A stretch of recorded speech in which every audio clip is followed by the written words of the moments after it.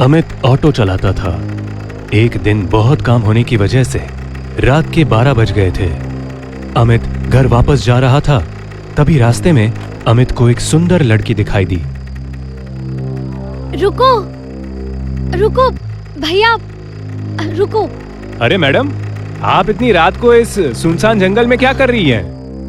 भैया, मैं इस जगह किसी को जानती नहीं हूँ, यहाँ पर नहीं आई हूँ। कहाँ जाना है आपको? वो उसे एक पर्ची देते हुए कहती है, मुझे इस पते पर जाना है। ठीक है मैडम।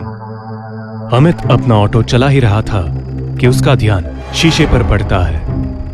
शीशे में रूपा का असली चेहरा दिख रहा था। रूपा एक चुड़ैल थी। हे भगवान, ये क्या मुसीबत आ गई है? ये लड़की तो एक चुड़ैल है। भगवान मेरी रक्षा करे, मुझे बचा ले। भैया बस ऑटो रोक दीजिए, मुझे यही जाना है। हे भगवान रक्षा कर, भगवान रक्षा कर। कितने पैसे हुए? अमित बिना पैसे लिए डर के मारे ऑटो को पूरी तेजी से अपने घर चला जाता है। बिना खाए पिए अमित सो जाता है। सुबह जब उठता है, रात को क्या हुआ था जी? भूत देख लिए थे का? तुम्हें कैसे पता? अरे मैं तो मजाक कर रही हूँ। आप सीधे आए और कुछ बोले भी नहीं, खाना भी नहीं खाए और बस जाके सो गए। मुझे कुछ याद नहीं है। अमित और कमला आपस में बात कर ही रहे थे कि तभी रूपा दरवाजा खटखटाती है। क्या मैं अंदर आ सकती हूँ? रूपा को देखकर अमित के पसीने छूटने लगते हैं। आइए, अंदर आइए, आइए। इस मोहल्ले में मैं नहीं हूँ। भैया कल मुझसे पैसे लिए बिना ही वहाँ से चले गए। कोई बात नहीं। क्या हुआ था जी? आपके इतने पसीने क्यों छूट रहे हैं? गर्मी बहुत ज्यादा है ना, शायद इसलिए। हाँ हाँ। रूपा पैसे देकर चली जाती है। अमित और कमला आपस में बात करने लगते हैं। आपकी तबीयत ठीक है ना? तुम उस लड़की से दूर रहना, इसी में हमारी भलाई है। अरे ये क्या बोल रहे हैं जी आप? अमित काम करने चला जाता है। कमला रूपा से मिलने जाती है। अरे दीदी, आप यहाँ? हाँ, मैं सोची तुम नहीं आई हो, अकेले सामान की व्यवस्था नहीं कर पाओगी, इसलिए मैं यहाँ तुम्हारी मदद करने के लिए चली आई। बहुत अच्छा किया। वैसे आपका नाम क्या है? मेरा नाम कमला है। और तुम्हारा? मेरा नाम रूपा है। वैसे भैया बहुत अच्छे हैं, उन्होंने रात में मेरी मदद की थी।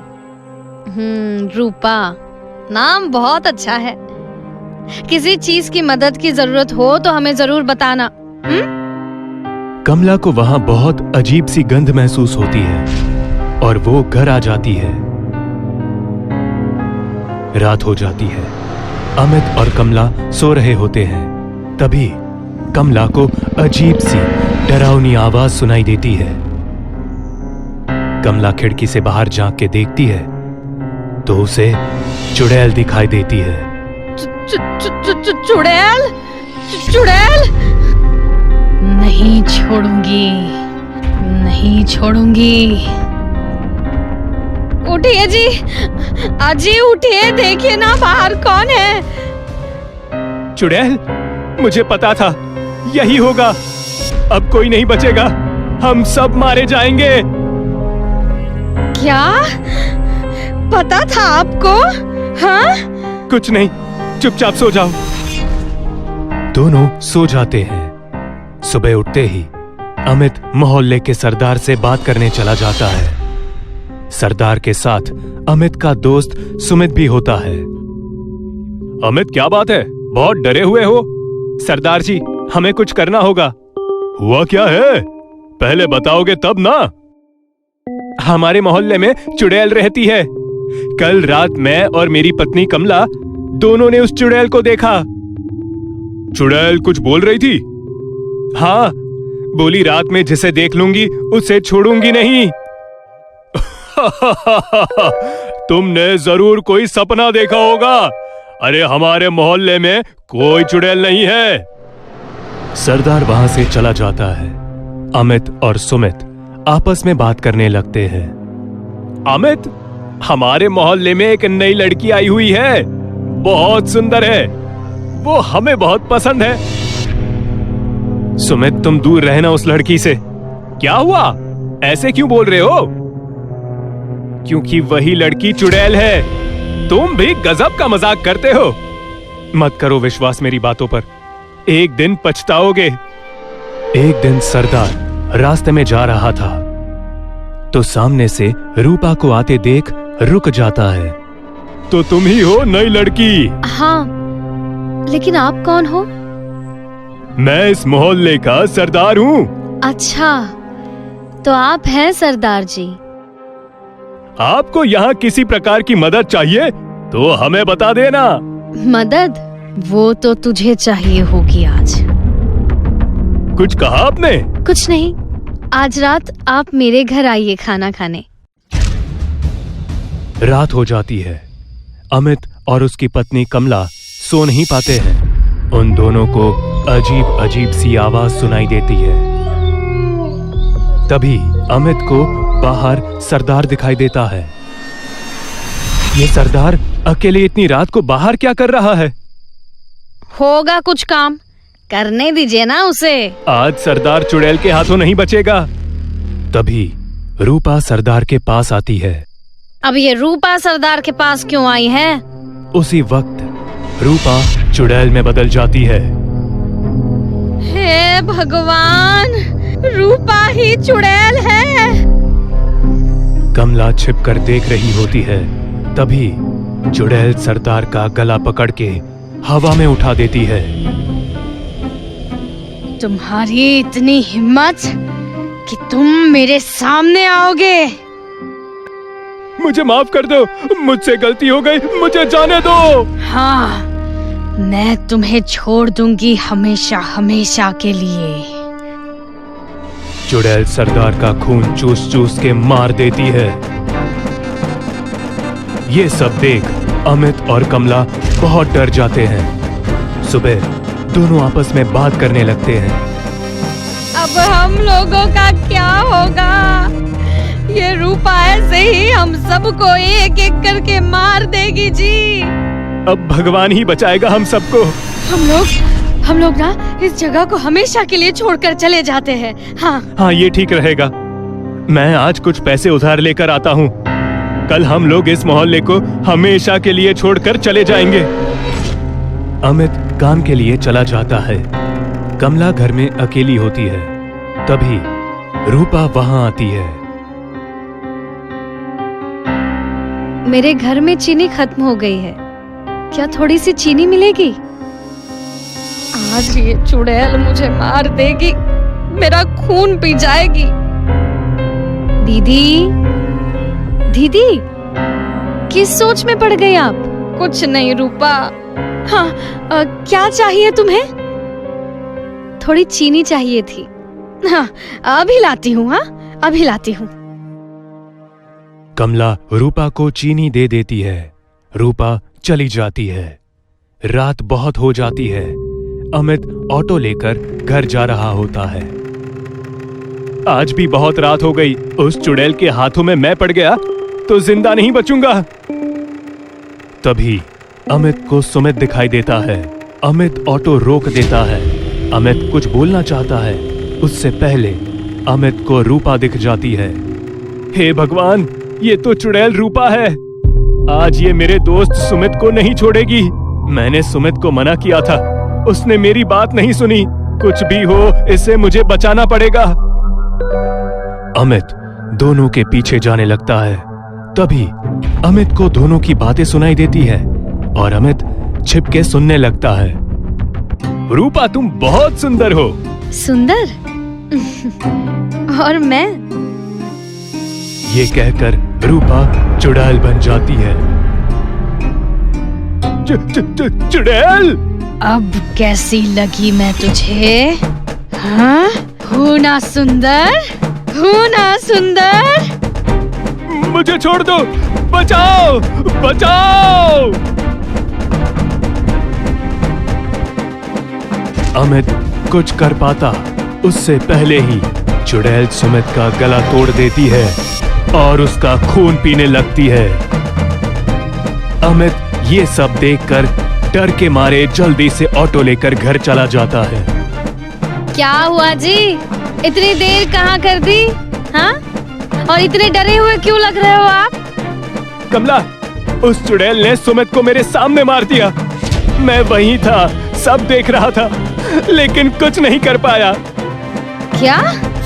सुमित को मार दिया चुड़ैल ने? हाँ, अब इस चुड़ैल का कुछ करना होगा, नहीं तो हम में से कोई जिंदा नहीं बचेगा।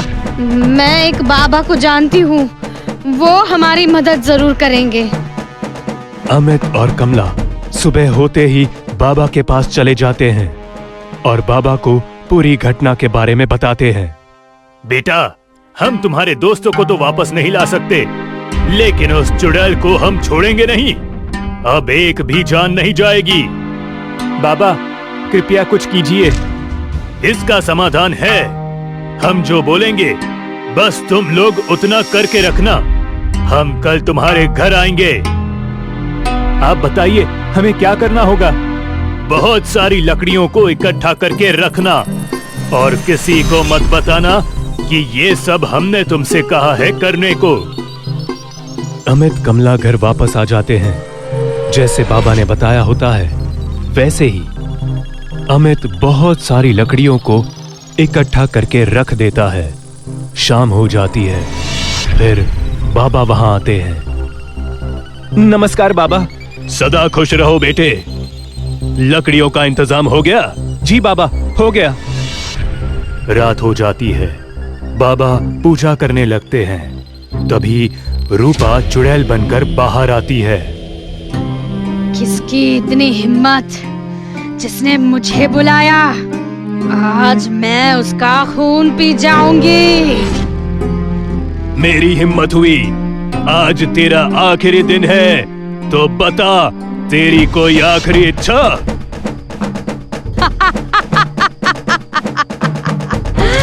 हाँ, तेरा खून पीना है। अमित, लकड़ियों में आग लगाओ। अमित लकड़ियों में आग लगा देता है। बाबा मंत्र पढ़ने लगते हैं। चुड़ैल जैसे ही बाबा को मारने की कोशिश करती है, बाबा चुड़ैल को आग में धक्का दे देते हैं और चुड़ैल आग में जलकर मर जाती है। अब ये चुड़ैल खत्म हो गई, दोबारा वापस कभी नहीं आएगी। बहुत बहुत धन्यवाद बाबा जी। उस दिन के बाद चुड़ैल दोबारा कभी नहीं आई। अमित और कमला खुशी खुशी रहने लगे।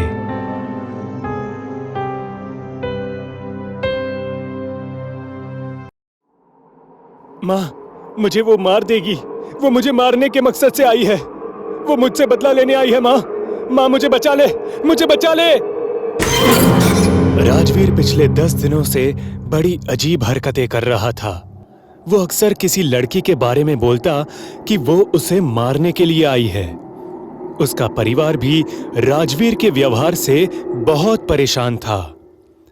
राजवीर अक्सर कहता, अगली पूर्णिमा की रात वो चुड़ैल मुझे अपने साथ हवाओं में उड़ा कर ले जाएगी। लेकिन हर घटना के पीछे कोई ना कोई गड़ा सच जरूर छुपा होता है, जो उस घटना सुनने वाले को खौफ से जमा देता है।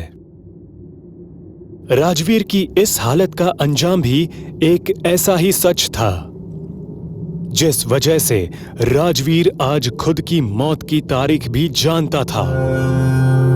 1 साल पहले राजवीर पेशे से एक मैकेनिक का काम करता था। जिंदगी बस कट रही थी। उसे बहुत सारे पैसे झट से कमाने का लालच अक्सर रहा करता था। खैर, एक रात राजवीर अपने घर लौट ही रहा था कि तभी उसे एक लड़की फुटपाथ एरिया में डरी हुई मिली। वो उस लड़की के पास गया और बोला, मैडम, आप अकेले यहाँ शाम ढले क्या कर रही हैं? आपको पता है ना, ये रेड लाइट एरिया है। ये जगह रात के समय तो क्या, दिन के समय भी लड़कियों के लिए सेफ नहीं है। मैं उसी एरिया से तो भाग कर आई हूँ। प्लीज मुझे आज रात के लिए पनाह दे दीजिए। कल सवेरे होते ही मैं यहाँ से निकल जाऊंगी। प्लीज। ठीक है, लेकिन किसी को पता नहीं चलना चाहिए। आज रात आप मेरे घर ठहर सकती हो। वैसे आपका नाम क्या है?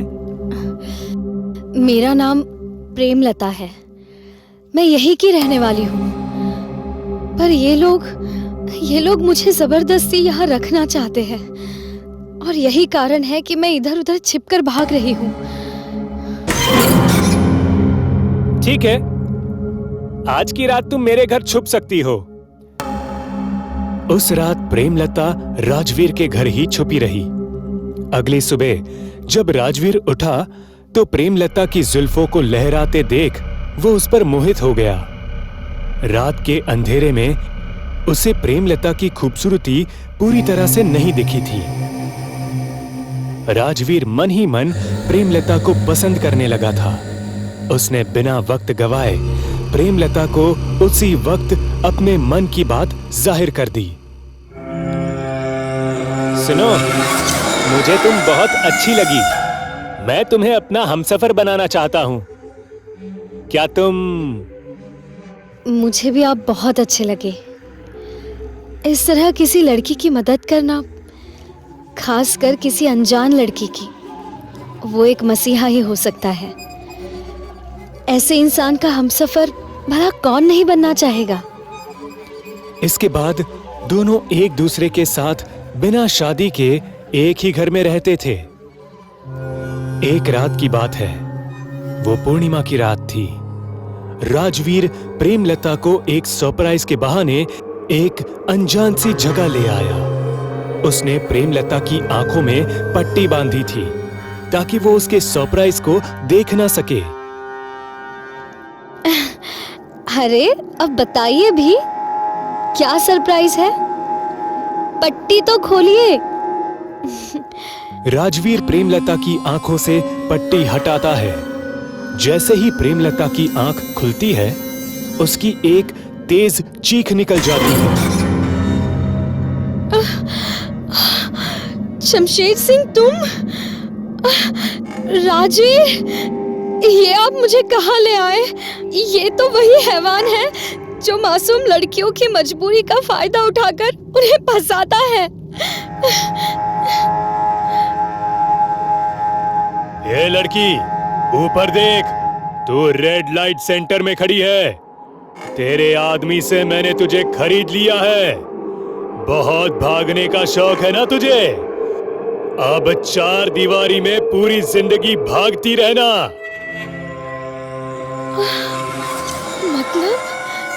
मतलब ये सब आपने किया? तुम तो इस हैवान से भी निकम्मे निकले। तुम्हें नर्क भी नसीब नहीं होगा, कभी नहीं।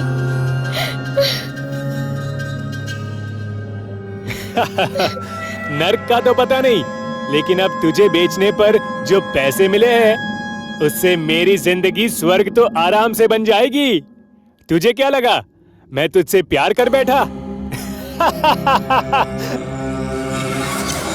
अरे पगली, जिस रात तू भागी उसी रात इन लोगों से मेरा सौदा हो गया था। तुझ पर जबरदस्ती करता तो पुलिस मुझे अंदर कर देती, लेकिन अब तो सबको यही लगेगा कि तू यहाँ अपनी मर्जी से आई है और हर रात तेरे जिस्म की बोली लगेगी। कमीने, मैं तुझे जान से मार दूंगी। याद रखना, बहुत जल्द रात भी यही होगी और नजारा भी यही होगा।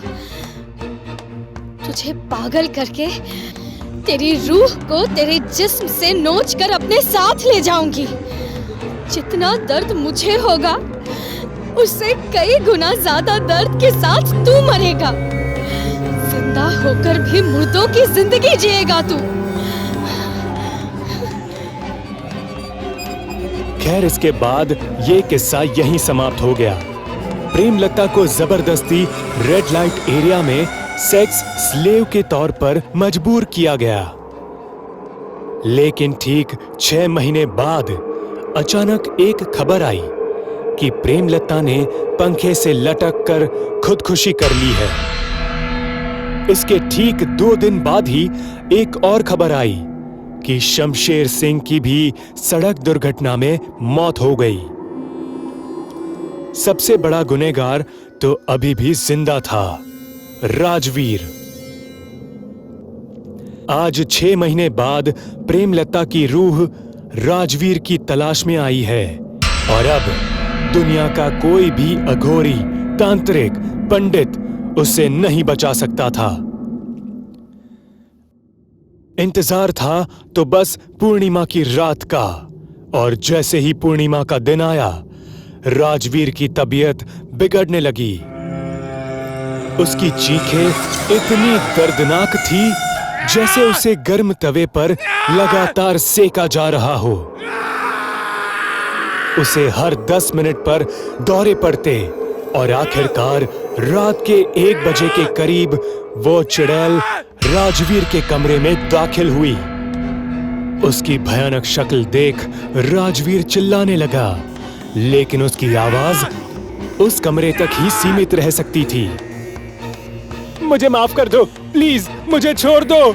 मैंने तुम्हारे साथ गलत किया, लेकिन मैं वादा करता हूँ कि मैं ऐसा कभी किसी और के साथ कभी नहीं करूंगा। कैसे छोड़ दूं? याद है ना वो पूर्णिमा की रात जब तूने मेरा उस हैवान के साथ सौदा किया था?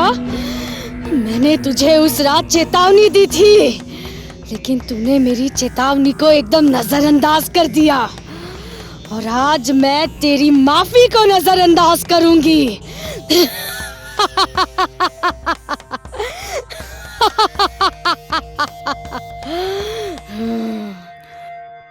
इसके बाद राजवीर की एक तेज चीख गूंज उठी। उस चुड़ैल ने राजवीर के सीने को फाड़कर उसका दिल बाहर निकाल लिया और उसकी रूह को अपने साथ खिड़की से उड़ा ले गई। जब तक उसके परिवार के लोग वहां पहुंचे तो राजवीर का मरा शरीर टुकड़ों में फर्श पर पड़ा था। उस मासूम लड़की का बदला पूरा हो गया। इसीलिए कहते हैं, कर्मा कभी किसी का पता नहीं भूलता, और किसी आत्मा का बदला दुनिया की सबसे खौफनाक मौत देती है।